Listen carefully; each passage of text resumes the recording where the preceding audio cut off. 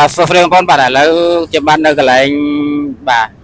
តូបលក់ថ្នាំបងប្អូនបាទកន្លែងអសុតស្ថានលក់ថ្នាំមួយកន្លែងនៅចិត្តទីពេទ្យបាទរដ្ឋវិធីនៅម្ដុំ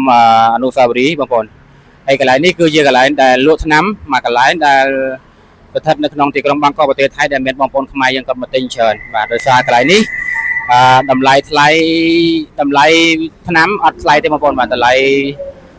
ថោកសមរម្យហើយជាពិសេសគឺមានថ្នាំច្រើនប្រភេទបាទហើយថ្ងៃនេះខ្ញុំបានមកទិញថ្នាំបាទជនភៀវនៅភ្នំពេញហ្នឹងអញ្ចឹងសម្រាប់បងប្អូនដែលត្រូវការថ្នាំអាចបាទមកទិញនៅកន្លែងនេះបានដោយសារកន្លែងនេះធូរថ្លៃឬក៏បងប្អូនមិនអាចធ្វើដំណើរមកទិញបានបងប្អូនអាចផ្ញើឲ្យខ្ញុំបាទទិញជូនបងប្អូនក៏បានដែរបងប្អូនបានហើយសេវាកម្មយើងមានការផ្ញើពីបាទទីក្រុងបាងកកហ្នឹងទៅប្រទេសខ្មែរយើង25ខេត្តក្រុងទូទាំងប្រទេសយើងហ្នឹងហើយសម្រាប់បងប្អូនត្រូវការថ្នាំអាចកំងទិញបានបាទតាមរយៈខ្ញុំបាទក៏បានតាមរយៈអ្នកដែលគាត់បាទមានសេវាកម្មសម្រាប់ទិញថ្នាំជូនបងប្អូនក៏បានដែរហ្នឹងហើយអូខេអរគុណច្រើនជួបគ្នាពេលក្រោយបាយបាយកុំភ្លេចមើលវីដេអូខ្ញុំបាទហើយ share វីដេអូខ្ញុំបាទឲ្យអ្នកបងប្អូនផ្សេងៗក៏បានឃើញផងបាទអូខេអរគុណច្រើន